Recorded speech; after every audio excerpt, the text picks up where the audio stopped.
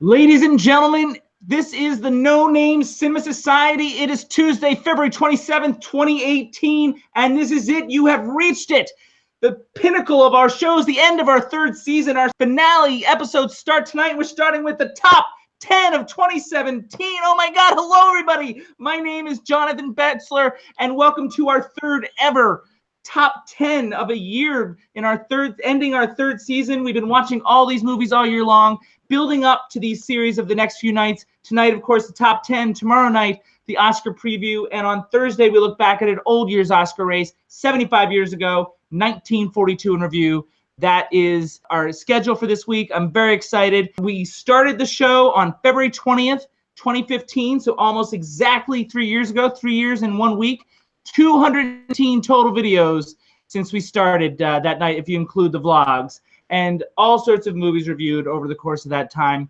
But none of the shows are bigger than the three that we do at the end of each season: the top 10 Oscar preview and the 1942 in review. And of course, my normal team involves Drunk Davey, and Drunk Davey's been watching so many movies in order to prepare for this evening. However, literally within the last 15 hours, Davey had to drop out.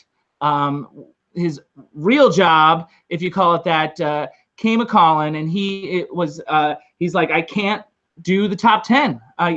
He has to fly to Jacksonville and Detroit and all sorts of places. So he's going to let you know his top 10 on a future sound off. But so it's disappointing. I'm disappointed. Because I especially wanted to celebrate the world champion Philadelphia Eagles with Davey Joseph, a fellow Philadelphian. Very excited about that.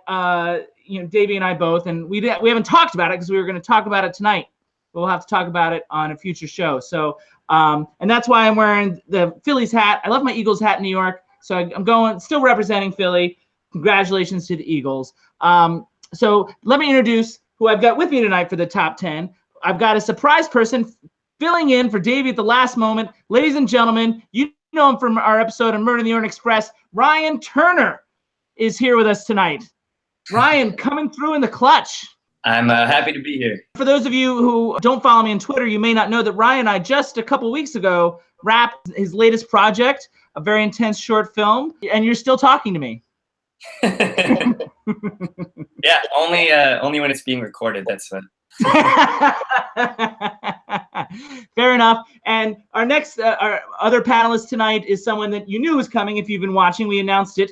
This is not a surprise. He's done 4 other episodes with us in the past. Ladies and gentlemen, Devin Michaels is back to do the top 10 of 2017. Hello there. Hi. And Devin, you live 3 blocks away, so you've been coming over for the last 2 weeks, and we've been cramming in movies on Amazon, and I've been ordering them on Netflix, DVD, and stuff. We've shared a lot of these together, although we haven't discussed them. It feels like midterm time at college all over again. I have a little bit less hair.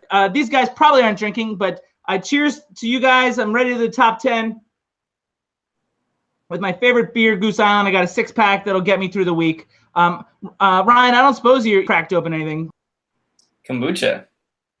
Okay. Is it alcoholic kombucha? I mean, yes, every kombucha is just a little bit alcoholic. So. Okay. There were 341 movies released in 2017, according to the Academy. The Academy approved list had 341 films on it. Ryan, you just found out about this day. Were you able to get a sense of how much you were able to watch this year? 30, 40 range, maybe. And Devin, I think you're in the same ballpark. I think I'm around 43, 44. 43, oh, okay. 44. Well, in fairness, Devin and I squeezed another in today. I literally ran back here to get started on time. I do have a count, and I sent out the spreadsheet so you guys know that I'm not lying. And usually I'm trying to compete with Davey. And last year Davey saw 109, and I saw 100. So this year I saw 112 out of the 341 films. So I hopefully I beat Davey, but probably not. We'll find out when he does when we do the sound off and he announces his list. Okay, so that's taken care of. One thing I do have, and I don't know, have you guys seen previous top 10s that we've done? I think so. Portions, yeah. Portions. Well, if you didn't see the beginning, then you don't know that I try to guess what the other person's number one film is going to be. So Oh I've got man. cards with your names on them that I've pre-filled out that I will possibly guess what your number one film is. And so we'll see how I do over the course of the evening. So that's it's kind of fun. You guys will never guess what my number one film is, but we'll get to that. The next question I have for you guys is there a film out of the you guys are in the 40ish range? Is there a film that you guys missed that you wish you could have had a chance to have seen? Devin? Mother.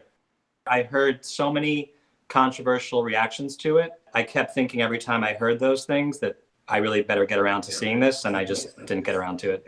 Mother, within the last 2 weeks, was knocked out of my top 10. That's my spoiler alert. You won't hear Mother tonight. Ryan, what about you? What you miss? Wind River. Didn't see that. I really want to see that. I also did not see Wind River, but the one I was really looking forward to that I did not get to see, the Netflix just didn't come in time. I think it's due in a day or two, is a film called Wakefield. I really love Bryan Cranston, and the trailer fascinated me. I had it scheduled to watch, and it just didn't make it here in time. So that's the one I missed. But I also missed Wind River. Have you seen either Wind River or Wakefield, Devin? Nope, missed those two. All right. So those are the films you will be not seeing on our list, which leads me to disclaimers. I don't know if you guys have a disclaimer, but I always sort of start the top 10 with sort of an explanation. And we all know, if you watch the show, that I sort of march to the beat of my own drummer. I complained to Davey on January 1st when I started building a list that I was going to work off of, that how frustrated I was at how few films I actually loved this year. From my perspective, I felt it was one of the worst years in recent memory. My top 3 of last year would beat any of the films on this list, maybe even top 5. I'm even more frustrated with the films that the critics are lavishing with praise. I danced to my own music, and I stuck to the films that I enjoyed, because it's always for me about emotional engagement, and then I go back and figure out what it was that led me to respond to those films. I even have films on my top 10 that are on many people's worst films of the year list. That's how unusual my top 10 is going to be. I was struck by how many films on both this year's list of mine and my 1942 list that are films that are just a hell of a lot of fun. I mean, historically, I've tended to be more serious with my favorite films, but whether it's my age or the state of the world at this point in time, this year in particular, many of the films that I was drawn to were well-made pieces of entertainment. Escapism to some degree, but escapism with some depth. And so that's my disclaimer. Do you guys have anything that you want to sort of say as an overarching comment about your top 10 before we launch into it? Devin? I was finding some common ground in terms of what you were saying about your top 10 and what I felt about some of my top 10. I have 2, maybe even 3 on the list that are more just about fun in the traditional way of looking at film, more than I usually have. And I do think there was something about this year's films that made that happen. One thing that you and I have discussed without talking about individual films is that the films getting, and maybe this is more of an Oscar preview conversation for tomorrow, but the films that are getting all the awards feel like they're important films for the day or the issues going on in the moment. And it just feels like we've got more issues now than we've had in the past somehow. But we've got a lot of issues. But I mean, it feels like those films are being lauded potentially for the wrong reasons. They may not be the best films, but they're potentially the most important films in this point in time. That's a theory that I have. Ryan, do you have either a disclaimer of your own, or do you want to comment on our disclaimer? I ended up, because last minute kind of threw my list together. So I feel like if it was another day, it could change very variably. I actually took a lot of the fun ones. I was like on the edge of which one do I include. There's one particular movie that I really enjoyed that actually didn't get critic love at all. And I really, it was going to be on, I ended up taking it off at the last minute, but I don't know. I did enjoy it this year for films. I thought there was a lot of interesting films. I think I've seen a lot more this year than I've done in the past. Like I've pretty much kept up with all of the Academy nominees. So I do see the issues thing, but I didn't necessarily feel like it was any weaker for me personally. That's our disclaimers. So now it's time to just get started. So, ladies and gentlemen, it's time for number 10. And historically, when I've done this with Davey and J Money, there's very few crossover, except Davey's number 1 has been on my list each year. His number 1 last year was my number 2. His number 1 the year before that was my number 5. It'll be interesting to see what traditions play out. Number 10 is up. Ryan, you get to go first. What is your number 10 film of 2017? Coco. All right. A film that Devin and I saw together about 3 weeks ago. One sentence to explain it? I thought it was Pixar getting back to its best. I thought it was a really immersive world. I thoroughly enjoyed the film. I was really impressed with it. It had a lot of heart. I felt a lot of emotions watching it. And it's one of my favorite Pixar movies I've seen. I'm lukewarm on Coco. Devin and I did not discuss it. I was okay with it. I was emotionally affected. You know, the script felt very formulaic to me, like Pixar, Disney, they have a formula. It works, but I mean, like, it felt very predictable to me at points. It didn't have that surprise, but it did earn its emotional points. I certainly feel like, and I guess I'll say this tomorrow night, but I certainly feel like it should win its Best Animated Oscar. So it's not a knock. I didn't love it enough to make my top 10. And I certainly don't love it compared to other Pixar movies. Like, I would put certainly Incredibles ahead of it for me and some other ones that I'm not thinking of at the moment. Devin, what about you? Coco was my number 11. Oh, okay, just missed it. There you go. Coco was a struggle for me. I was trying to sneak it into my top 10. There was just no room for it in the last, few minutes that I was finishing up the list. It's interesting because you guys are getting bonus here. Bonus, the audience, I'm saying, you're getting bonus because you know my number 11 now, and now you have no Devin's number 11. Ryan's hinted at that he's got a number 11 that he might sneak in later. So it's like a top 11. It's super exciting. All right, Devin, time for your number 10. Okay, my number 10 is Get Out. Do you want to explain? I knew when I saw it that it was going to be a contender. It has to be 10 and not higher because some of the stylistic acting and other qualities made it tough for me sometimes to put it higher in my esteem. But in terms of it being an important film this year, and in terms of it really smartly hitting a lot of points in the zeitgeist, it's an achievement. That's a great word. It's my second favorite of the Best Picture nominees, the 9 Best Picture nominees. It will not make my top 10. I flirted with the idea. I thought it was just so well done, but I didn't love it. It had 2 really great moments, but a lot of filler in between. Not that the filler's terrible, but it was a very, very good movie. Not enough for me to really crack my top 10. And it sounds like you were sort of on the fence with it to some degree too, when debating Get Out versus Coco. And if we extended to top 15, it would make it there because I did flirt with it on the top 10 to some degree. Ryan, anything on Get Out before we move on? Yeah, I mean, I really love that movie. My number 10, it's a film that annoyed me right out of the gate with a horribly didactic first 2 minutes, but the rest of the film is so visceral and powerful that I completely forgot about it by the film's end. And it's the only film from a female filmmaker on my list. Ladies and gentlemen, Detroit is my number 10 film. It came out in August of this year. It starts out seemingly like it's going to be a document about the Detroit riots in I forget it was 67 or 68, actually. I think it was 67, about the riots in general, but it really kicks into high gear when it focuses its lens on the Algiers Motel. It has all the raw intensity, power, and tension of Bigelow's last couple masterpieces, The Hurt Locker and Zero Dark 30. Great performances all around, with one in particular that is mind-blowing that I'll talk about potentially tomorrow night. It digs deep to uncover the fear that leads to hate, that leads to racism, using the cauldron of the motel to force us to face not only our history, but also our present. Admittedly, I think it's the most flawed film in my top 10, but the best elements of the film were so far ahead of the curve in a year that I struggled to come up with the list. I couldn't deny Detroit a spot because its best moments affected me so deeply. And guys, anything in Detroit? Ryan, you had an audible response. One of the ones I didn't see, but I wanted to. Was it you that gasped audibly? Probably, yeah. It's like, oh, that was one that I should have mentioned when I wanted. Yeah. Devin, Detroit? I was gasping inaudibly. What did you see Detroit? No, I would have liked to have seen that in time. Okay. You and me, Devin, our number 10s sort of have that similar, racial issues going on. Yours deals with it in a different way. So moving on, let's see. Guys, if we do our math right, what comes up after number 10? Number 9. I told you All right, I'm back in college again. Because you did counting in college. So much counting Devin. We had to do.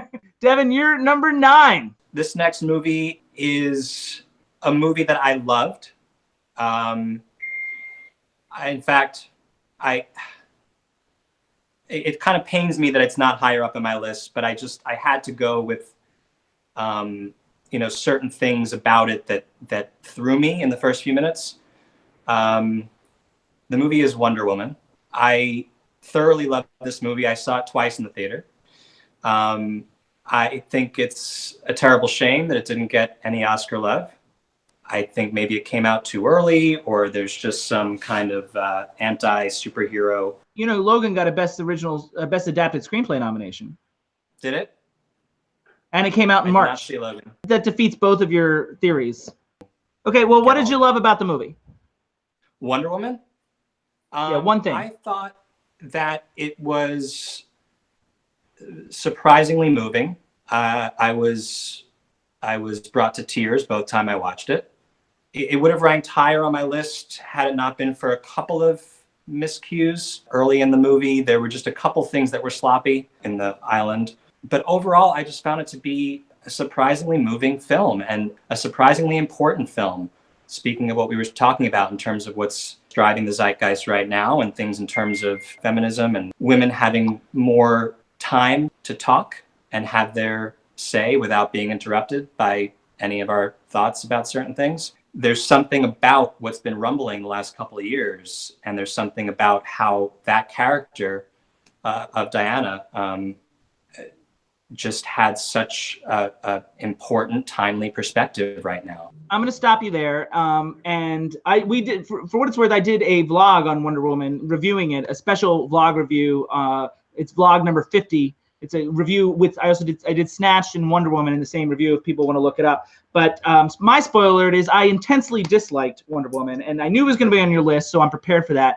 And I'm offended at your comments because it flies in the face of everything we were talking about, because you're judging a film about where it is, its importance with culturally versus its actual execution. That's where I have a real problem. And it sounds like you have some more minor issues too. My issues with Wonder Woman have to do with the plotting. What I admitted in the vlog is the fish out of water stuff going on with Wonder Woman was very strong when they were in London and all that stuff. That was a lot of fun. The World War I stuff, that action was terrific. What bumped for me is the villains and anything related to, once the gods started interfering with their world, that was a real problem for me. I knew it was going to be on your list, but I'm glad it's your number 9 because it relates directly to my number 9, and I'll talk about that momentarily. Ryan, anything on Wonder Woman? I mean, I really did enjoy Wonder Woman. I thought it was a breath of fresh air in the superhero department. I really enjoyed Gal Gadot as the lead, and I thought the action scenes were great. I wasn't thinking about it being my top 10 favorite of the year, but I enjoyed it as a movie-going experience. I disagree about Gal Gadot. I think she stinks. She's hot, but she stinks as an actor, I think. And but anyway, I get that you disagree. Have you seen her in Criminal and Justice League and Keeping Up with the Joneses? Nope. Gal Gadot stinks. You got to trust me. In Wonder Woman, she does not, is what my opinion is. No, yes. I disagree. So, Ryan, you're number 9. Icarus. Devin and I just watched that the other day together. A week or so ago. What's your reason? I was debating. This is one I almost didn't put in because it documentary versus narrative. I'm a much more fan of narrative, but I really, it's a movie that I think I'll be thinking about and talking about for a long time in the future. It was very stylistically done, but it completely took me away and actually created world change, which is incredible. And the characters in it, the story, it was just an amazing experience. I was completely swept away, and I've been raving about it to everybody. I'm like, you must watch this documentary. It's definitely one of my favorites I've seen in a long time, documentary-wise. I liked Icarus. Probably seen 3 or 4 more documentaries that I like better. What I would say is I agree with you about the content. I try not to judge documentaries based on content alone, because I feel like for documentaries, the differentiator is the form and the style. Not that there was anything wrong with that in Icarus. There was documentaries that the execution was a little stronger for me. Another one that I didn't put on the list, even though it was like one of the most emotionally affecting films that I saw this year, is another Netflix one called Let It Fall, about the 92 riots. That was so intense, and I was bawling from this documentary, but it was sloppily made. In a way, and I tend not to like recreations and things of that nature, but it was still effective. But I mean, like, it was the story and the content and the news that was affecting me, not necessarily what the documentarian was doing. So that I have a similar feeling about Icarus. I liked it. Devin, we saw it together. What do you think? I liked Icarus a lot. It didn't quite make my top 10, but it probably would have made my top 15. Yeah. I thought the story was well told. There were a couple moments when it just seemed to get a little bit too caught up in some of the technical stuff. And I usually like technical stuff when it gets brought up for good reason in documentaries, but it seemed almost unnecessary to me. Like they spent several minutes on some of the stuff with the swapping of the urine samples and blah, blah, I don't know. blah. I thought that was essential. I agree with what you're saying in general, but I think that's a bad example because I felt like that was essential, that swapping stuff, to really understand what happened. Because that was my big question at that moment, is like, how did this actually transpire? And then they showed you how, and then it made a lot more sense. Yeah, but to me, like what was driving the film, why the film felt important, has more to do with the 1984 references that it keeps making. I thought it was a little heavy-handed the way that it went about. That is true. I agree with that. It was highly staged. It was a bit too much the way they kept weaving that in. But I do think that and they kept shooting and reading different copies of the book. Yeah, it was a bit too much the way that they were congratulating themselves about drawing that connection. But I do think that the connection is the most important part of the film, and the stuff with the urine switching was not that integral to that. I agree. That's maybe what held it back for me, documentary wise. I mean, I love the Olympics. I'm obsessed with the Olympics, so I was, saving this one for last, and it definitely, I was so looking forward to it, and it didn't disappoint. It just didn't have that impact for me. I encourage you guys to see Let It Fall and Voyeur if you haven't on Netflix, documentary wise. Let It Fall more for the content, and in terms of well-made documentary, I think Voyeur is really interesting in sort of its reflexivity. Neither made my top 10, which is why I feel okay mentioning it. One of the reasons why people should see Icarus is because more so than a lot of documentaries, it actually builds characters. If he wasn't in the witness protection program, I totally want to hang out with that guy.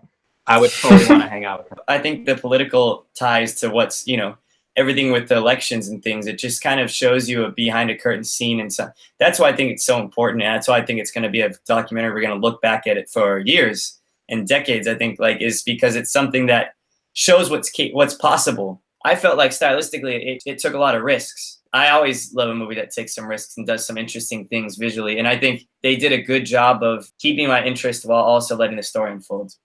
It took mad risks, for sure. Mad risks. I think I had it 5th on my documentary list, the top 5 documentaries of the year. In terms of building character, Devin, that's sort of like the documentary we reviewed in episode 45.2, How to Survive a Plague. So that's one of the things we talked about, how that builds character as well as a documentary. So now, finally, I get to move on to my number 9. This is the relation to Wonder Woman, and also it is the only movie on the list that we reviewed on the show. So I was hoping to share this with Davey because I know he would have gotten a kick out of this being on my list, and it would have surprised him.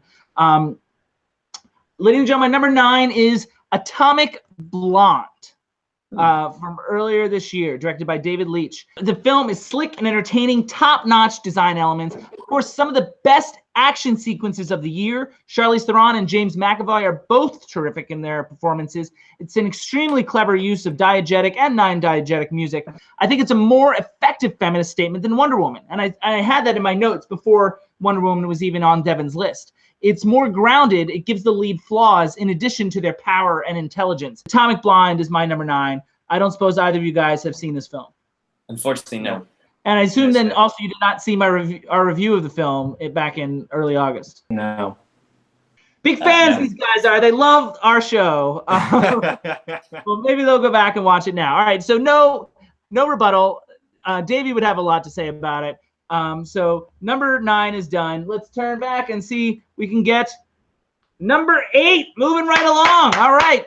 A lot more to go, guys. Let's tighten it up. Ryan, you get to go first with your number 8. This is kind of in the same vein, and you mentioned it earlier. Logan. It was the Wolverine movie that I feel like everyone has always wanted. It's sad that they finally hit that stride when it's the last Hugh Jackman one. It was a super powerful movie. This is one I almost didn't put on, but I kind of last minute added it. It really resonated with me when I saw it. It was dark. It was raw. It was emotional. And it was seeing Patrick Stewart in that light, and all the performances were great. The action was great. It felt like a very needed chapter in any superhero movie. There's just this darkness that was there that I was completely engulfed with. I really thought it was a wonderful film and really well done. What Devin knows that you don't is I boycotted Logan. I was a huge X-Men fan in the 2000 through 2011, and I've become very frustrated with the franchise in general, and especially the Wolverine spin-offs. I was against it right away, and I, to this day, refuse to watch it. So, Devin, I'm pretty sure you've not seen it either. I have not. A lot of people say what you're saying about it, so I'm glad it's on your list. I brought it up to counter Devin's point about the Academy not nominating any movies from earlier this year or superhero movies. I don't know. Maybe I'll soften on it, but I had a chance to see it, and I was like, I'd rather see something else instead. You'd highly enjoy it. It's objectively just a wonderful film. Is it standalone from the other two Wolverine spin-offs? I've never seen those. This is a stunning movie, though. This is everything you'd ever want from a Wolverine movie. Devin, you're number 8.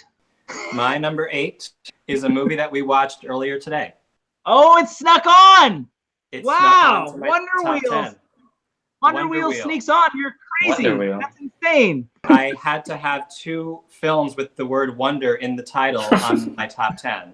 Now, Devin, the reason Devin and I had to watch Wonder Wheel, in fairness, is we'd watched all the other wonders together. There's 5 films with the word wonder in the title this year. Wonder Woman, Wonder Wheel, Wonderstruck, Professor Marston and his Wonder Women, and did I already Wonder. And Wonder, yeah, just the film Wonder. So we've seen all those together already, so we might as well watch Wonder Wheel, and that's what happened there. Devin, it's a nice chamber play. It's not really a movie to me. I thought it was beautiful. I thought it was beautiful and ugly simultaneously, and I think that was purposeful, and I think that Woody Allen at his most average is better than most filmmakers at their best. Hey, I agree with that. You know, Woody's a favorite, but I mean, I feel like this particular film's a misstep. The playing with color was actually, I understand it was completely intentional, but it didn't work for me. I thought it worked against the emotion of the film, the emotion that Kate Winslet and Juno Temple were bringing hardcore. Those performances are outstanding, and it's fresh in my mind, so this is why I'm going off on it. The other performances, though, the guys really rough. Timberlake and Belushi are really rough, and that's another drawback for the film for me. The 2 lady performances, though, might crack a top 5 for me, but the film itself was a disappointment. It did such a great job of taking the best elements of a Eugene O'Neill play and bringing it to modern, colorful cinema. The juxtaposition of the noise, of the fun, of everyday life, and the intense, ugly drama of what's going on because of these flawed characters' decisions was just a lot of fun. It became disturbing at just the right moments for the right amount of time, and then resolved perfectly in an unresolved way. Like you said, Woody is better than most people's best, but at the same time, the visualization of the cinematography and the production design really bumped for me. That was highly stylized in a forced way. Takeaway for me was Kate Winslet and Juno Temple. Powerhouse performances, both. Ryan, have you seen Wonder Wheel? I have not. It's probably for the best because we'd be arguing about it forever at this point. Devin, can I move on to my number 8? Yeah, unless you want to talk about Woody Allen some more. I don't. I want to keep moving as it's the top 10. Although it's funny because my number 8 is connected to you as well, and to some degree is Devin would come over to my apartment, for hours and hours at a time. Like, at one point we watched 5 movies in a day, another movie, 4 movies in a day, and he just stayed all day and we just watched, cramming, like he was saying, like for a test.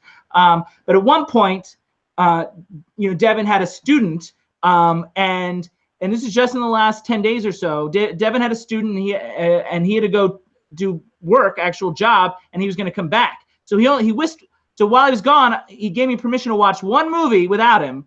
And we talked about what movie should I watch? What are you least interested in? That would be the movie that I should watch right now. And I didn't expect it.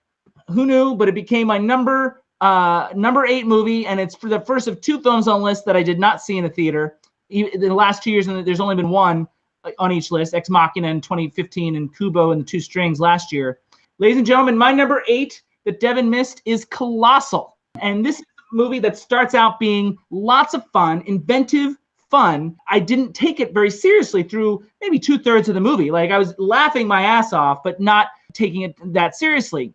Before you know it, it becomes about so much more. It's hard to say if the Me Too movement makes me look at the film in a different light, or if the movie was just 6 months too early. But this is a movie about bullying and the mistreatment of women and the rage that results from it. What makes it special, and this will be a theme throughout my list, I think, is that it manages to convey that message in a fun, entertaining way, in a cinematic way, which makes it even more effective for me. It's the spoonful of sugar, to quote one of Davey's favorite movies, Mary Poppins. Colossal is my number 8. I know Devin didn't see it. Ryan? I have not seen it. Have you heard of it? No, actually. There's a monster attacking Seoul, South Korea, and for some reason, Anne Hathaway is controlling the monster unknowingly with her body movements. That's this premise. Crazy little premise, but it becomes about so much more. Devin, are you sorry you missed it? I think you just liked it because I had just finally left your place. I don't you were think in a so. really great mood. I was just like, of course, this is the movie that Devin misses. I was shocked. I never took Jason Sudeikis seriously as an actor before. He turns in quite a supporting performance in this movie. It takes me by surprise, the whole thing. So Colossal is my number 8. Are you guys ready to move on? Mm-hmm. Ready to move on. All right. After 8 comes Siete, 7. Moving right along. All right, let's see who gets to go first for number 7. Devin, you are first. You're number 7. Let's see you build up the drama. It's a movie that the three of us saw together in the theater. Blade Runner's number 7. Blade Runner 2049. I thought this film was mesmerizing. It wasn't without its flaws. It's looking towards, I think, the future of humanity in a way that I think is very important. Kind of along the same lines, of course, as the movie Her from a couple years ago, which I think was a fantastic, also very important movie about where we're headed. That was my number 3 film of 2013, Her. That was way up there for me, too. This film did some very similar things that Her did. It asks some very, very uncomfortable questions about what it means to be alive, to be meaningful, to be human, of course. And I think those questions are more important now than ever with so much of what's going on with the way our technology is changing us and the way we're just fundamentally changing. Well, you know, it's funny. Blade Runner was on my list for a long time. When we all saw it together, like for a long, long time, maybe right behind Mother. And I thought about Mother. I thought about that number 10 slot in particular was difficult for me because I went with Detroit, but I thought about Mother. I thought about Get Out. I thought about Blade Runner. And I thought about a movie that Ryan and I saw together but so there was a lot. I mean, and ultimately I went with Detroit because of the emotional impact. And I think mesmerizing is a great word for Blade Runner. I didn't necessarily feel it in my gut the way I did Detroit, and that's what put it over the top. And that was my issue with Get Out as well. You know what I mean? Like, I feel like there's a feeling when you're immersed in a movie, and that's the differentiator for me. And I was really impressed with Blade Runner. It's an achievement, but it didn't necessarily. And, you know, quite frankly, the original doesn't either. The original I consider to be a major, impressive cinematic achievement. I just don't love it. It's not a top 100 movie for me, but I own it and rewatch it all the time. So who's to know? But I like Blade Runner a lot, and he's one of my favorite directors. Ryan, I know you've seen it. I'll segue because it is also my number 7. Oh, that's a good segue. Yes. Perfect synergy. We did it. We have some crossover. Thought it was a really incredible cinematic experience. I know a lot of people weren't expecting it when they went in. I mean, if you've seen, I've heard so many different things, but I just know from my experience watching it in the big screen with the soundtrack, with the visuals, it was, mesmerizing is a good term. I thought the only weak point of the movie is Jared Leto. I really didn't like his performance because it's supposed to be about a guy who's not as good as the original villain in Blade Runner, and Jared Leto was also not as good as the original actor villain in Blade Runner. The world that they created and expanded on was amazing. I thought that the sex scene was, I mean, in speaking of Her, we're talking about because Her had obviously another similar scene, but the way they shot that, and he could have easily just done a scene like Her where it's like, you know, the earpiece and it's just the girl and she's pretending to be, you know, something else. But the way they did that and the way they shot that was stunning. I mean, across the board, I think he's going to win cinematography. I think that's a pretty safe bet. I do too, but that's going to be part of our Oscar preview tomorrow night. So I'll open that can of worms later. obviously I'm a fan, and I pretty much agree with everything you guys said about it. I would disagree about the emotional impact. Well, not disagree. Because, No. you know, I mean, that's just for me. I'm saying for me, like, yeah, you know, what affected me more. But it wasn't just intellectualizing about some of these issues about humanity, but it, to me, also really did strike some deep emotional places, because it starts to ask some uncomfortable questions, such as in the scene that Ryan was just bringing up. What is intimacy? What is desire? What do those things even mean? Do we ever really know how to achieve those things? What is it just a fantasy? Is it just things that we're taught to want by our cultural cues? How many of those things are born in us? How many come later? And how many are real and how many are artificial? So many of those questions make you uncomfortable in a way that does end up giving you the same sense of almost emptiness that I feel like the characters on the screen were having. So I'm going to segue to my number 7, so we can move right along here. And, you know, and I talked earlier about movies that were just kind of fun. And, you know, a lot of the movies on my list are fun but have something underneath. I'm not so sure if this movie has as much underneath, but I really could not find a flaw in it. I thoroughly enjoyed every minute. I was initially uncomfortable for going to see it, because it was ultimately a third reboot of a character on the screen in my lifetime, and it's one of my favorite characters.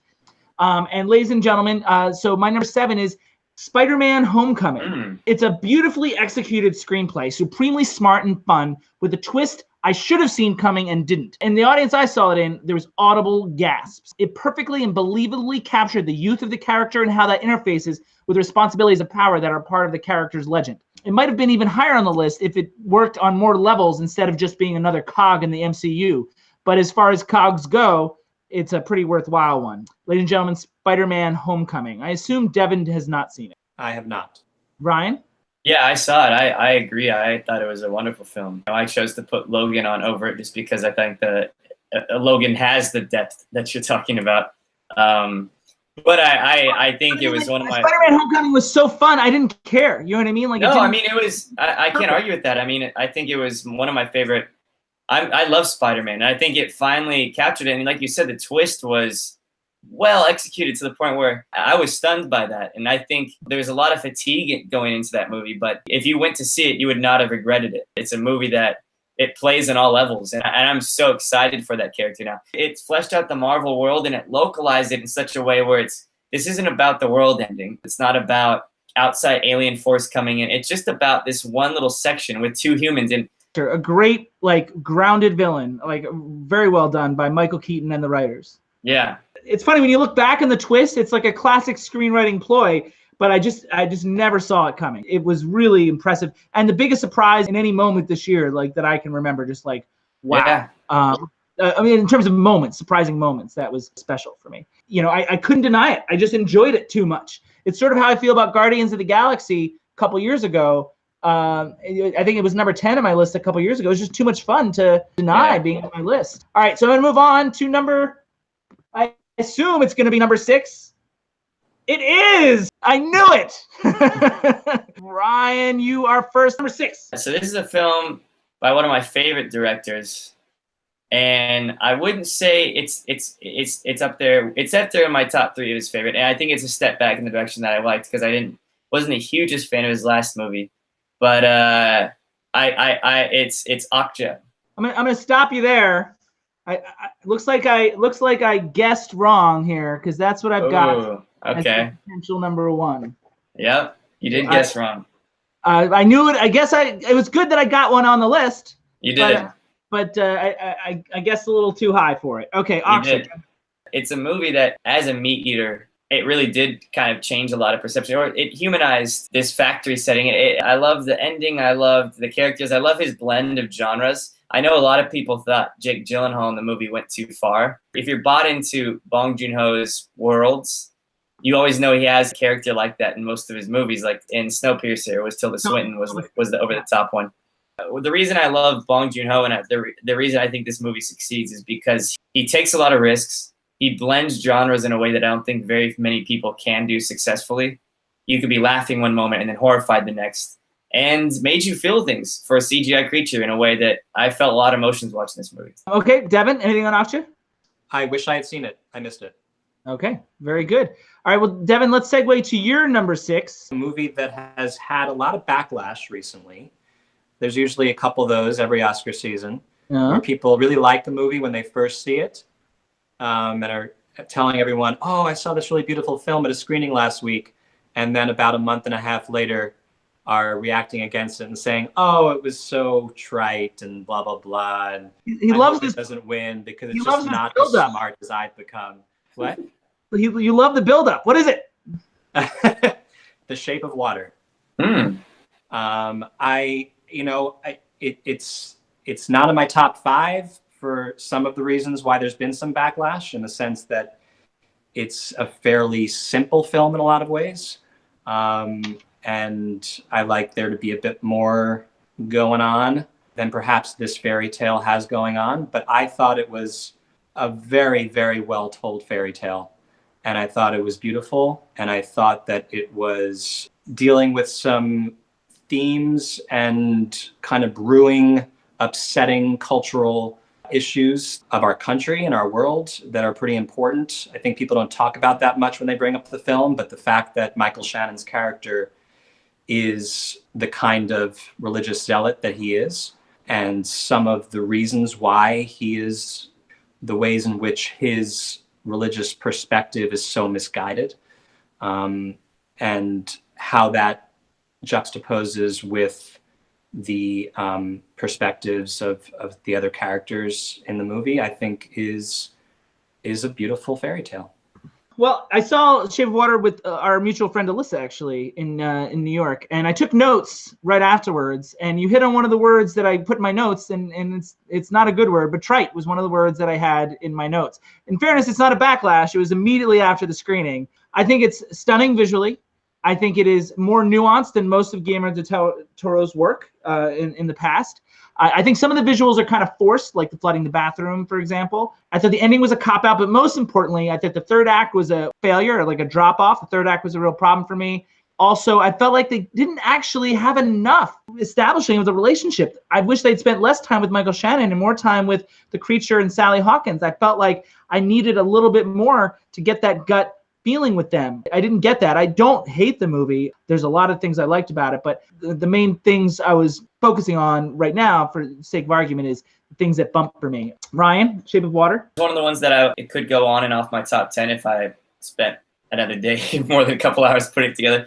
But I think, because Pan's Labyrinth is one of my all-time favorite films. It is a stunning movie. I don't think Guillermo del Toro in the last decade has gotten anywhere close to Pan's Labyrinth, and I think this movie is the closest he's gotten towards making the greatness of Pan's Labyrinth. And I think it's very similar to Pan's Labyrinth. His use of color is very similar to Pan's Labyrinth. His use of the color red versus the blues and greens. I loved Michael Shannon in it. I loved the performances. I think the reason I didn't have it on my top 10 is because it's one of those movies that after watching it, like I'm trying to think, I think I would rewatch Pan's Labyrinth over rewatching Shape of Water. I think it's a really, really well done movie, and I can see it getting the acclaim it's getting. I just narrowly missed my list. It's my 6th favorite out of the 9 Best Picture nominees, by the way, in case anybody's wondering. And I love Michael Shannon. I think we talked about him a lot last year on the show for his nomination for Nocturnal Animals. I think he's a little over the top in this movie. And, and despite all the nominated performances, it's not Del Toro's strength performances, historically speaking. I would not call it a bad movie. I would also not call it a great movie for me personally. Ready for my number 6, which is sort of the antithesis for me after all that I talked about, all the movies that, were super fun. This is the opposite of that. This director's last film made Davies' top 10 in 2015, and one of the more memorable moments of that top 10 show in 2015 was how critical I was of this director's last film. And it's a film, like I said, is very much not fun, but impressive nonetheless. Ladies and gentlemen, number 6 is The Florida Project. It's a film that affected me deeply in many ways, not the kind of emotions that you may think. It made me angry. It made me frustrated by the characters, not the execution.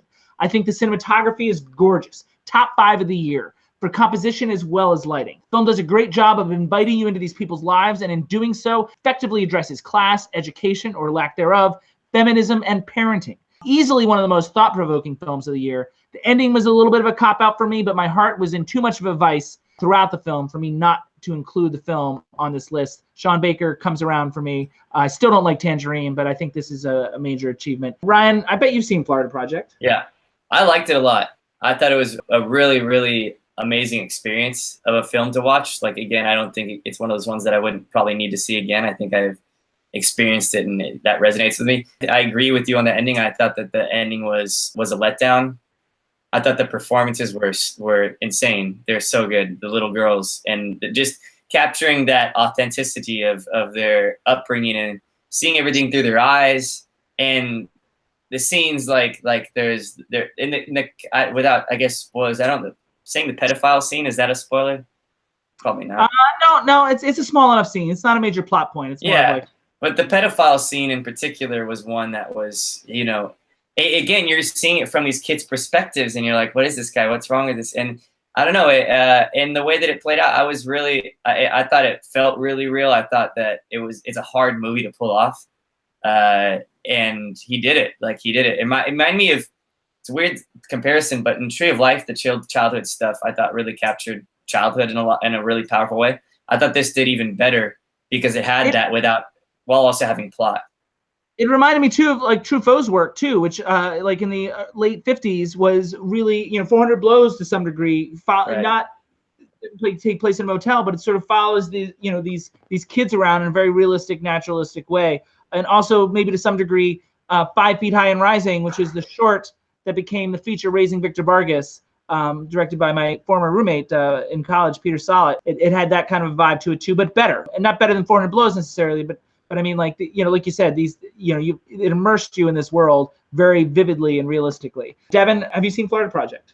I have. I think the first 25, 30 minutes are one of the purest cinematic depictions of joy and freedom that I've ever experienced.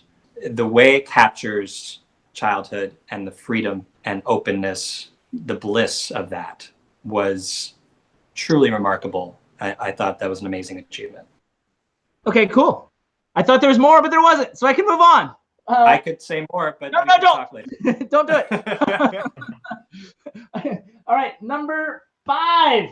We're halfway through, guys. You didn't think it was possible. Ryan, you're going to go first again. Okay. This is a movie I know I was going to put on my top 10. I wasn't really sure where. And it ended up at 5 just because I was filling out everything else. And it kind of landed there. It's a movie that I saw that, speaking of not being a fan of the last film the director made, it's similar. It is Phantom Thread. I wasn't a fan of Inherent Vice. And I like The Master, but I mean, There Will Be Blood is still, and Boogie Nights obviously are some of my favorites by PTA. But I think Phantom Thread was an incredible film to watch. I thought obviously Daniel Day-Lewis is Daniel Day-Lewis. I thought there was a lot more comedy. Wait, hold on. Is that a news drink? Ladies and gentlemen, is Daniel Day-Lewis actually Daniel Day-Lewis? Maybe. Yeah. Wow. Still to be determined. Unconfirmed report. Yeah. He's being played by somebody else. Even if he weren't, though, he could play him perfectly. Yeah, exactly. I thought it was a wonderful film about relationships, and not even just toxic relationships, but just kind of the balance between people focused on career and people that support them in kind of a cycle. I know some people that watched it were thrown off by the kind of way it goes all the way through.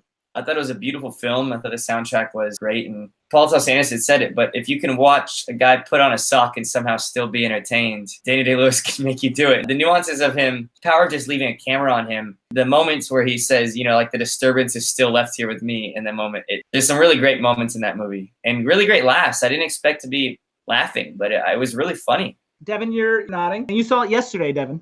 Not only did I see it yesterday, but this might be, I'm assuming, the one and only time this has happened in the history of these top 10s. This is also my number 5. Whoa. There you go. Number 7 and number 5 are the same for these guys. 7s and our number 5s. Yeah. Remarkable. At one point, the other two guys in 2015 had the same number 9s, but yes, not twice in the same show, I don't think. Number 7s match up. Number 5s match up. Do you have more to say about Phantom Thread? I have a lot to say about Phantom Thread, but I'll try to be quick. Please. I think, I could see right away why it made so many people uncomfortable. I think it's very much purposeful on Paul Thomas Anderson's part to make it as uncomfortable as it is. I think it's interesting, since we were talking about some of those cultural threads earlier, no pun intended, in terms of... Yeah, I was just going to say, he said thread, ladies and gentlemen. In terms of the Me Too movement and other zeitgeist points, I think this film and of course the time period that it takes place and the type of relationship that it's depicting and the type of power dynamics that it's going into about the gender politics of men and women and how many choices get made because of those power dynamics.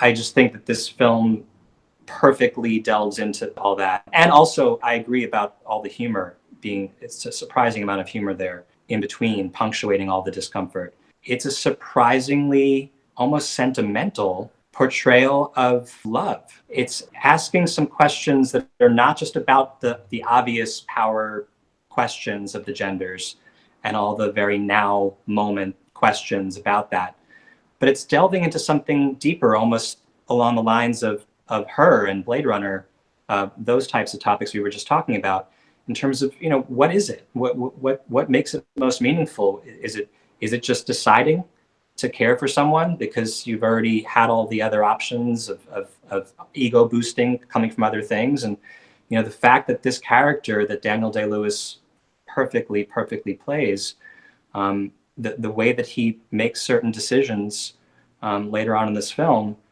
and the way that she makes certain decisions later on in this film, I think have some very interesting answers to the question of what it means, of what love means. Okay, cool. My number 5 is the big surprise of the year, the discovery of the year, if you will, a movie that I had not heard of before having to see it through the Spirit Awards screenings. This film is called Donald Cried, ladies and gentlemen. It's my number 5. So many moments in this film, which is essentially another comedy, so many moments in the film feel desperately real. It has a script and a story that are very tight. Some moments are surprising and others are not, but even when they're not, they're extremely satisfying. The key to the movie is the performance of director Chris Avedissian. I hope I'm saying that right. Avedissian. He plays Donald, a character that is so thoroughly conceived and realized, a guy we all know but is barely represented or understood as well on film. The film deals with returning home, the disconnect and often superiority one feels with that. In that sense, it's a good double feature with a film that we reviewed in episode 37.2, Young Adult. There's a major contrivance in the beginning that I have an issue with, but it's sort of swept aside, and the rest of the film is so strong, it's somewhat forgivable. It's hard to tell at this point whether Avedissian and his collaborators are major new talents or they just captured lightning in a bottle with this character in this film. Either way, Donald Cried is not something that I will soon forget. Has anybody even heard of Donald Cried? No. Okay. They're not going to have much to say about it, but that was the big find for me. I had not heard of it either, and then watched it, and it sort of blew my mind. So Donald Cried is my number 5. And with them have nothing to say, I'm going to move on, guys. Is that cool? Sure. Yep. Number 4. Oh my gosh, we're counting down. We're getting so close. That's right. Number 4, and he's going to be quicker this time. Devin. Well, I can be quick because we've already started the conversation about this movie. The movie is The Florida Project. We have synergy too, Devin. How about that? We do. We still agree on some things, JB. Not as much. I thoroughly love this movie. There were, the reason it's not higher than 4 are nitpicky things. I think like the ending. Well, I didn't dislike the ending. I know what you guys are getting at in terms of it being perhaps less satisfying than it could have been. I don't need closure. I do need an ending. That's what I always say. And I don't mind it being open-ended, but it did not feel like an ending. I think there was a certain point to the Grace Note type ending that he put there instead of Not necessarily more closure, but even just the kind of ending that you're talking about. Also, there were just a couple of miscues in terms of the parts where it almost fell too much in love with the little girl. There was a scene in the breakfast buffet when I was like, okay, we get it. And now you're just like putting her in close up and telling her to be cute. And it doesn't seem to connect with the rest of the film the way the other 90% did. That's nitpicky. The other 90% was so there for me. One of the things that I admire the most about this movie is it seems to effortlessly shift from the joy of those first 30 minutes to some of the darker elements creeping in.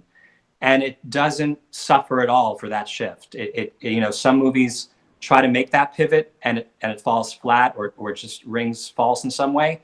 And I think that the way that this navigates treading into the darker territory that starts to creep in, and that of course was there all along, is a real achievement.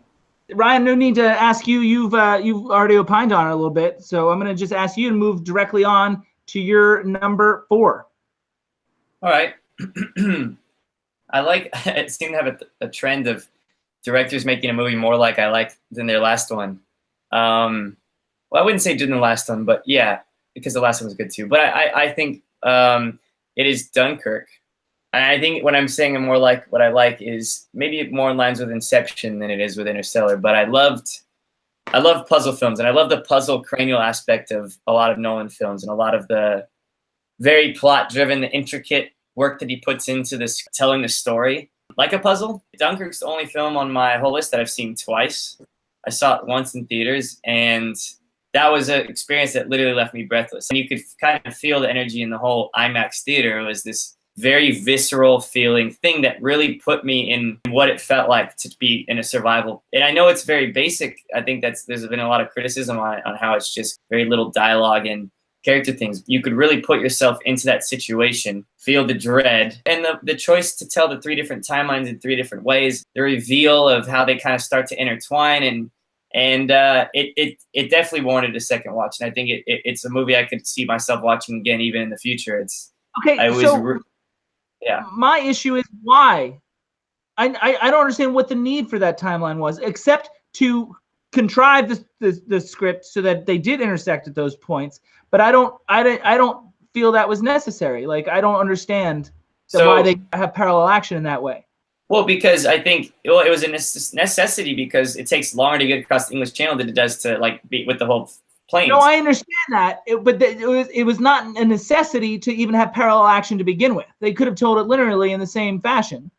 But I don't think it would have the same powerful impact. I think maybe it is gimmicky. You spend more time. I mean, maybe you like the puzzle. I don't. I mean, I like to work a little bit, but not that much. I hated this movie actually. Devin and I just watched it a week ago. At this point, I'm sure he'll disagree with me, but I disliked it a lot. And the reasons that you mentioned are I don't care about the lack of dialogue, but I do care about the lack of character development. I disagree. I think that the story structure played into the urgency. It kept the whole thing urgent because there's this longer timeline, which is just a majority of it's just sailing across the channel. And that's takes a longer period of time. But then you have this urgency of actual Dunkirk Beach, and then the urgency of the plane, the reveal of the epiphany, where it's like, wow, that's amazing. Because he tells you up top, he says 3 different times, and I didn't really pay too much attention to that. But then it made you rethink everything that you saw, and you realize like Cillian Murphy was on the boat that they were on, and you saw the boat sink that he was actually a part of, so you can understand what he went through. So I don't know, I really enjoyed it.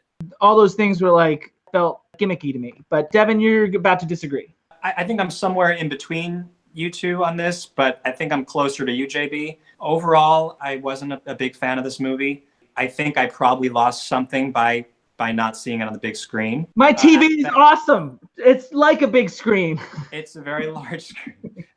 Not making fun of the size of your screen. Size matters, damn it, Devin. Size matters. The nonlinear thing didn't really do much for me. I wasn't sure what that lent to the rest of the storytelling.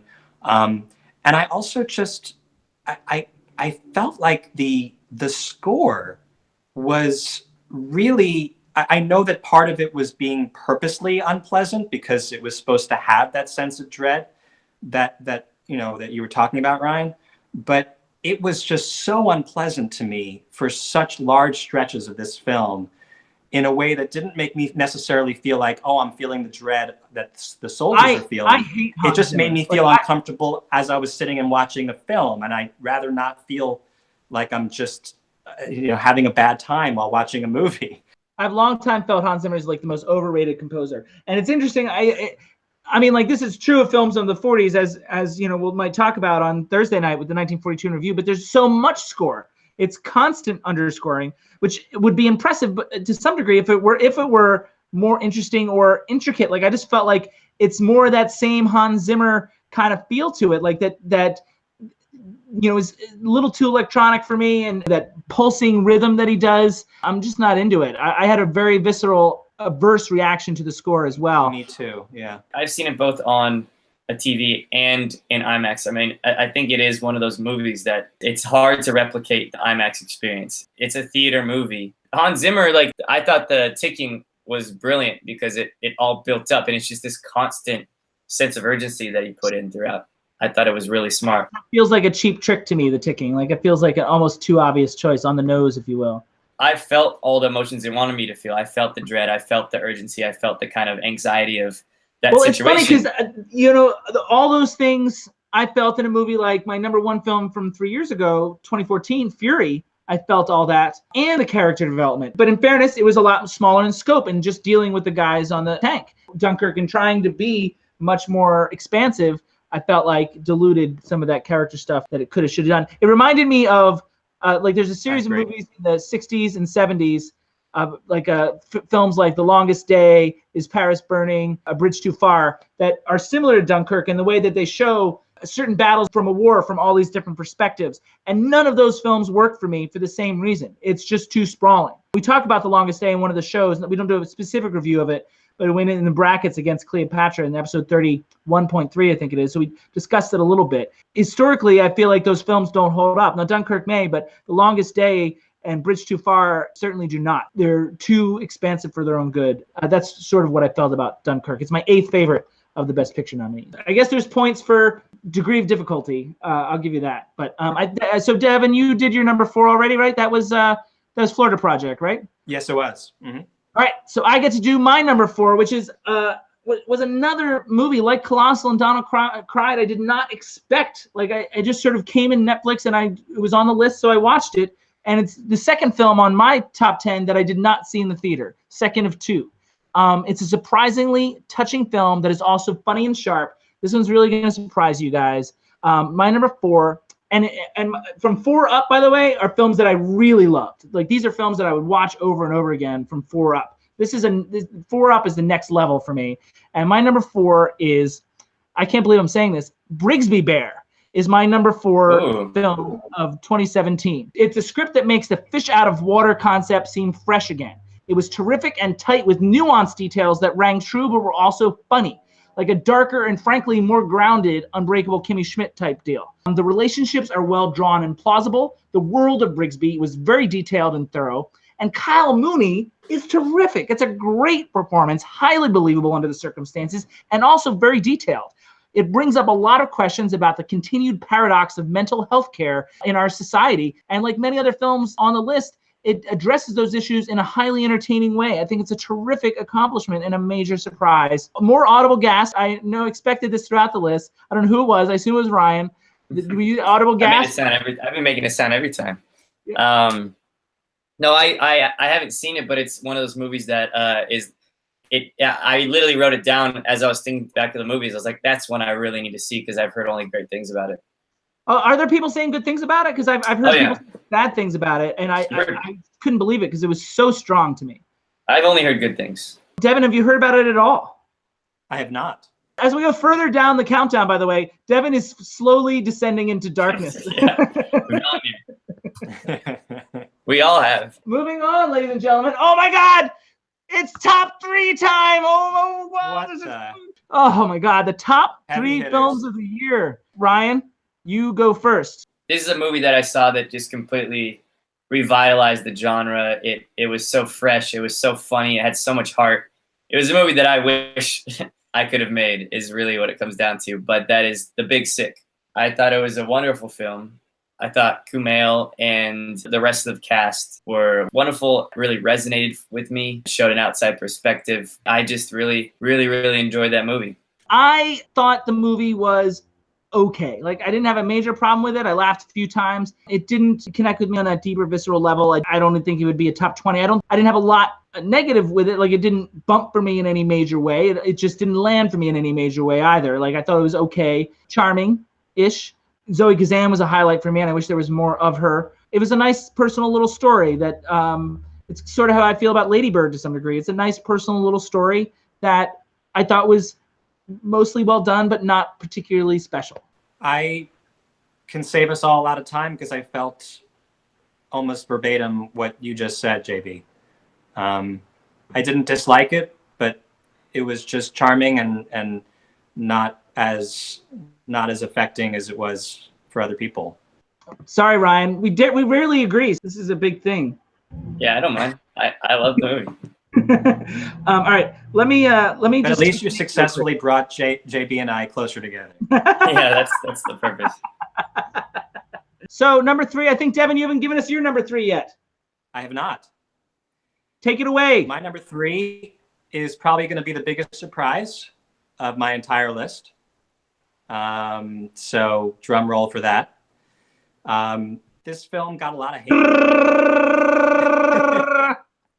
And I think I understand the hate, but I fundamentally disagree with it. And the film is Downsizing. Ooh. Ryan and I saw that together. Did you? At a sneak preview on November 1st, I think it was, or something around there.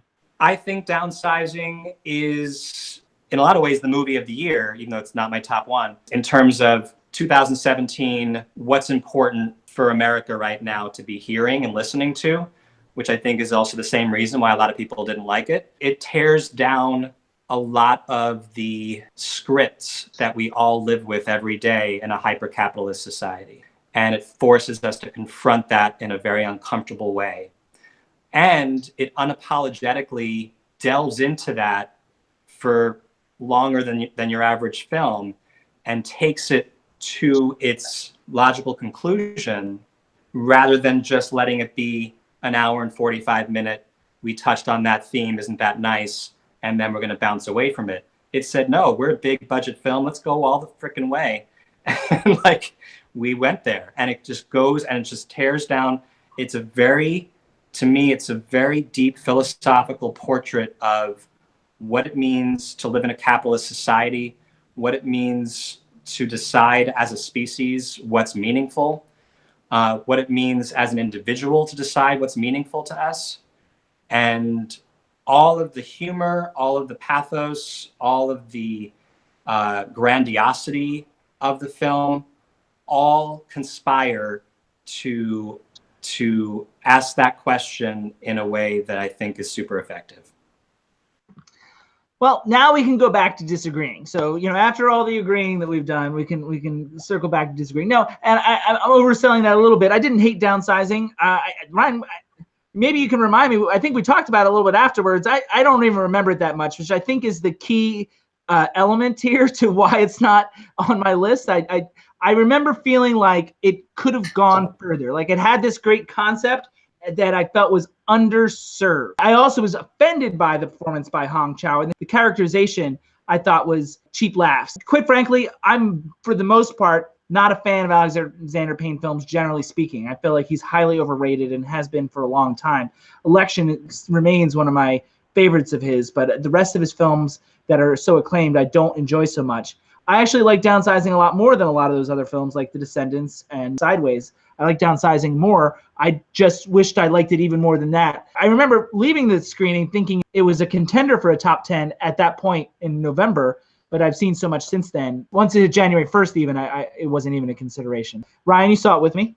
I actually, on the same exact page as Devin, I think it didn't deserve all the hate it got. I walked away from that movie and thought it was a very important movie. And also thought they did really great.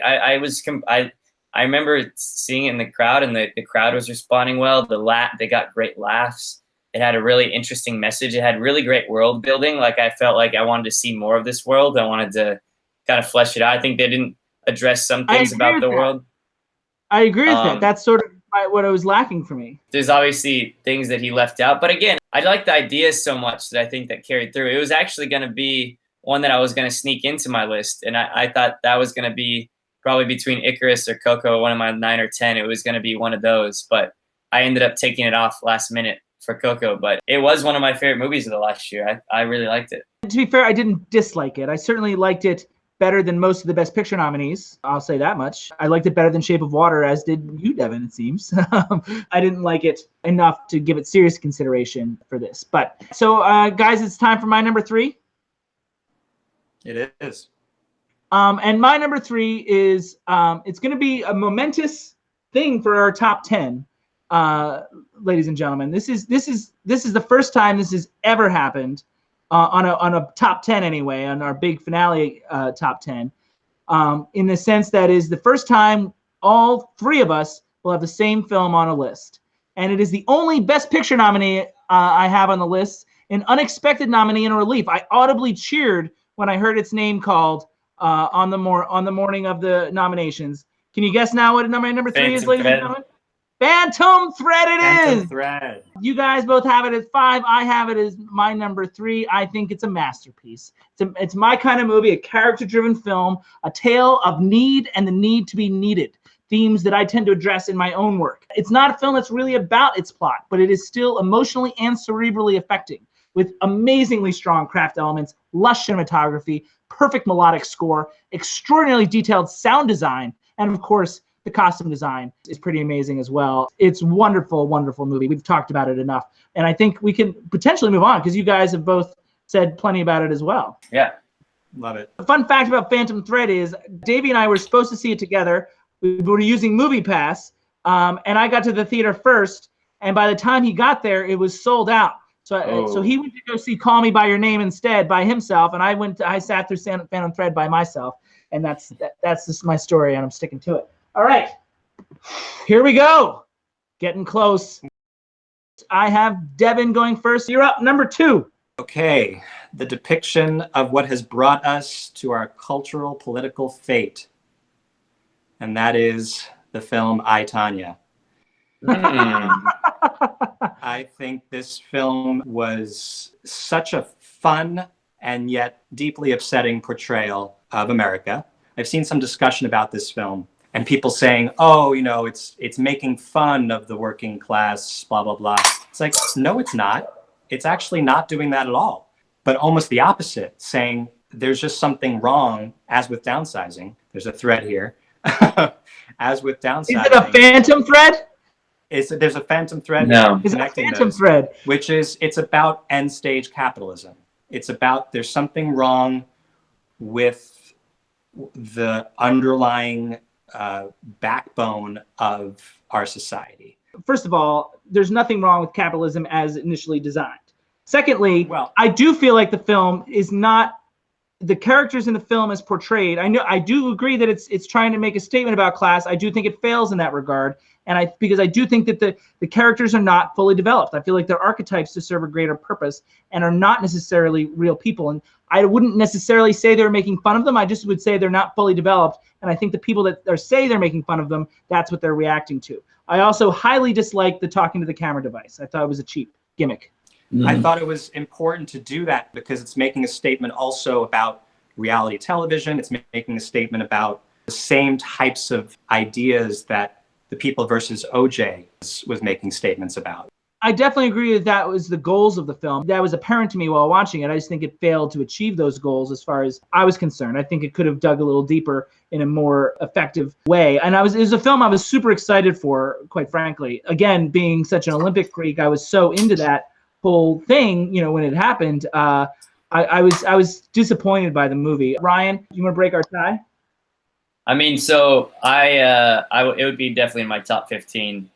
I really thought it did a great job of risk taking, unique. I love and I think the talking to the camera idea was just kind of a really valuable way of getting the story across and also getting that style going, because I thought the style was super fun. I thought Allison Janney was amazing. And I actually really enjoyed Margot Robbie. I thought the use of VFX in it was pretty stunning. The face replacement of the ice skating. I mean, I didn't think it worked. I mean, if you can tell, it doesn't work. Yeah, I guess. I mean, it reminded me of Black Swan. I thought it was a little bit uncanny, but I was impressed by it. I thought the comedy was on point. I really enjoyed the comedy in it. I like the guy, the friend, the one that was behind it all. He was so good. He was so good. It's an interesting story, and I thought it did a really good job. It didn't make my top 10 because I think there's a lot of flaws in the movie, and I think that the story of it didn't really resonate with me. There's such an interesting spotlight of the American eye, and I think if you're talking about doing it well, the OJ documentary, that's a really great look at that kind of spotlight. But I really appreciated the risks this took, and it was one of my favorite movies of the year, just not my top 10. All right, Ryan, number 2. Number 2, we've already talked about. Ooh. It was on somebody's list. It is Get Out. Oh, okay. That was on Devin's list. Okay, so do you want to add? Do you want to add to what Devin said? It's one of those movies that the more you thought about it, the smarter you realize it is. I thought that the amount of detail that put into it, the comedy was amazing. It was so intricately shot. I loved the performances. I just thought it was all around successful in everything that it tried, and it's a really smart movie. It's a movie that'll age really well. Yeah, I don't disagree with that either. I mean, I will say maybe check out Colossal because it got a little less buzz at the time that it came out in March or something, or maybe April. The Me Too movement wasn't a thing, but I wonder upon rewatching, it's a sort of a similar idea of taking a genre film and saying something with it. Saying something in this case about feminism and bullying, and particularly the bullying of women by men. I said what I said about Get Out, and Devin obviously talked about it quite a bit. So, yeah, I thought it was really good. There were certain things about how it was stylized that made it not rank as high for me, but I really thought it was a ton of fun, and I think was very smart. My number 2 is going to surprise everybody and get a lot of groans. My top 2 films I love, but this one is one that is going to surprise. I feel like a lot of them have surprised you. But as I said in the opening, and you see my list so far, films I love this year were frequently films that were a lot of fun. And quite frankly, to me, no film was more fun to me this year than Jumanji. First of all, I think Jumanji is a perfectly executed screenplay, airtight 3-act structure without ever feeling formulaic, and while almost always remaining fun and imaginative. The direction is pitch perfect from Jake Kasdan, who brings the terrific screenplay to life. There's something to be said for a well-executed, fun movie. You don't think it has the gravitas because it's this big box office hit, but I think there's something to be said for executing it so well. I see the film as The Wizard of Oz for the modern age. Finally, its message of being the person you really want to be may seem trite and childish at first, but this movie really made it land for me, even for someone of my advanced age. And I think it's an underserved and underappreciated concept. I think it's important to remind anyone, young or old, that they can mold themselves to be better, braver, smarter, nicer people. The movie accomplishes this in a very fun way. I couldn't help it. I mean, like, after I saw this movie, I was thinking about it for days. I had to have it on my list and this high. I just loved every minute. For a 61-year-old man, you're very sentimental. It's true. Ryan, have you seen it? I have not, actually. I need to see it now, apparently more than ever. Devin, I assume you've not seen it? I have not. I'm gonna have to go with Ryan next week. Yeah. You guys can use your Movie Pass. Devin is a new Movie Pass member now, Ryan. Ooh, yep. It's a big moment. Speaking of big moments, thanks for that segue, my man. It is time. It is time to wrap things up. Boom! Numero uno. Number 1, our favorite films of 2017. And real quick, I just want to pay homage to our previous number 1s for me, Davey, and J Money over the last couple of years. J Money had The Forbidden Room in 2015 and Arrival last year. Davey had Creed in 2015 and Silence last year. I had Trumbo in 2015 and Christine last year. Shout out to our previous number 1s. Probably 3 different films will enter that pantheon today. Ryan, you started us off. You're going to be the first to do number 1. Take it away. All right. I think, this one would have been an easy one to predict for me. I think going into the year, I already, well, especially if you see what this poster is right here, which is, but it's he's one of my favorite writers of all time. He's definitely now becoming slowly one of my favorite directors of all time, which is Martin McDonagh, and it's Three Billboards. I think it has one of the best arcs I've ever seen in film. Sam Rockwell's arc in that movie is stunning. It's truthful, it's honest, and it's motivated, and it didn't feel forced. The comedy is so good. Just such a tight screenplay. I love Martin McDonagh's style. In Bruges is one of my favorite movies. This might be even better than In Bruges on my all-time favorite movies list. You can go on and on about the wonders and the joys that this movie gives and the moments it gives. I loved it. Devin, do you want to comment?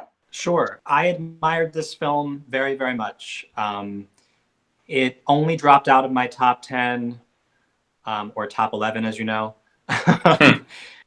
barely, because actually, frankly, for personal reasons, in terms of some of the ways that it portrays suicide and some of the statements it's making about letters that people write. And it's a bit of a fantasy that I think is almost irresponsible to put out there for people to watch, in terms of almost romanticizing it. But I admire the film greatly. It's interesting, you bring up In Bruges. I love In Bruges. It's one of my top 20, 25 films of all time. I love Martin McDonagh. I think some of the aspects of this screenplay are unparalleled this year. I agree with you. I think it's a fine film. Some people had a little bit of issue with the ending. I actually loved the ending. I thought it was spot on, perfect way to end the film for so many reasons. Performances, the direction. It's a really good film. I think I can say now, Devin, that I just don't know you very well, because this is what I had for your number one. I must have mixed you guys up. If you have if Akshay is your number one, then I really just mixed the cards all together. But I don't think it'll surprise anybody to learn that I hated this movie. I also hate In Bruges. I saw a play in Ireland years and years ago called The Beauty Queen of Leenane. It later transferred to England. I saw it in 1997, I think it was, January of 97.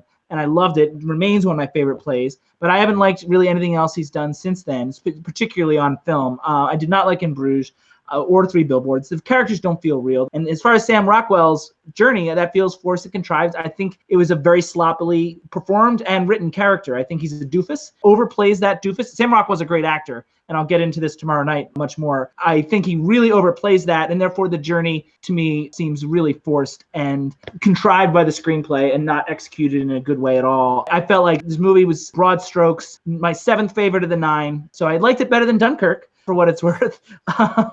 But yeah, I really disliked this movie quite a bit, so I'm sorry, guys. How dare you? So Devin, now that I've popped Ryan's bubble, it's time to pop yours. What is your number one movie?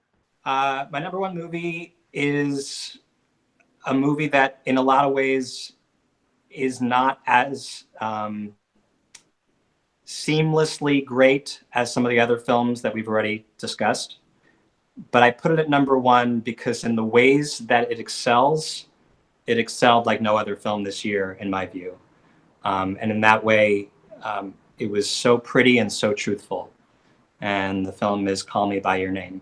It's a beautiful, realistic, in some ways it's wish fulfillment in terms of going back in time to being younger, going back in time to being more innocent, and the way it portrays that almost in some similar ways that Florida Project did. I think it captures that in a pretty deep way. The performances are spot on. It's not saying anything too big. It's not trying to say anything too big. It's just being a good film. It's just being pretty and honest and telling a good story with good characters.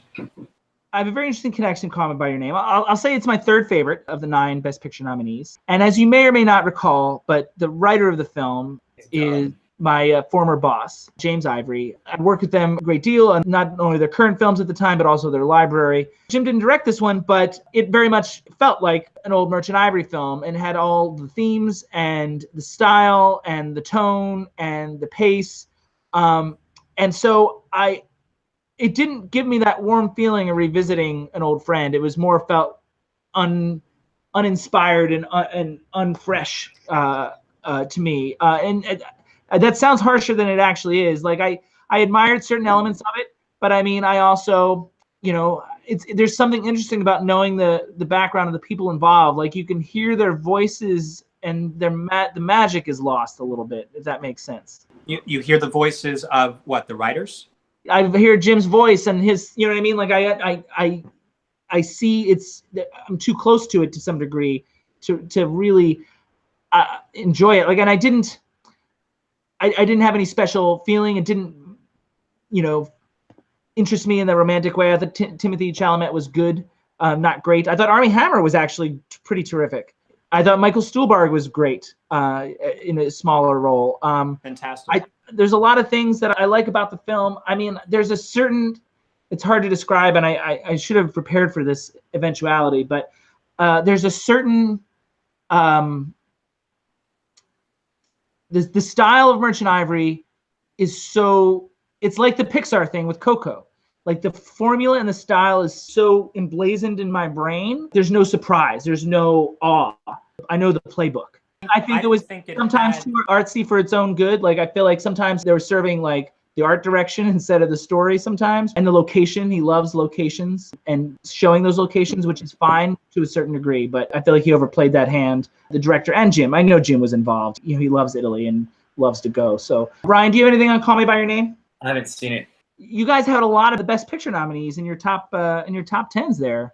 That's it's interesting. I only had the one. So, ladies and gentlemen, it is time for my number one movie of the year, and it's something you will not expect. I guarantee it. And it's going to get me even more hate mail than I already get. But it's the movie that I enjoyed the most. This is a movie that was marketed as an action movie with a huge star at its center, but he's not even the real star of the movie. Instead, you have a movie about nationalism, terrorism, racism, and xenophobia, all while packing all the punch you might expect from a Jackie Chan movie. Ladies and gentlemen, my number one movie of the year is The Foreigner.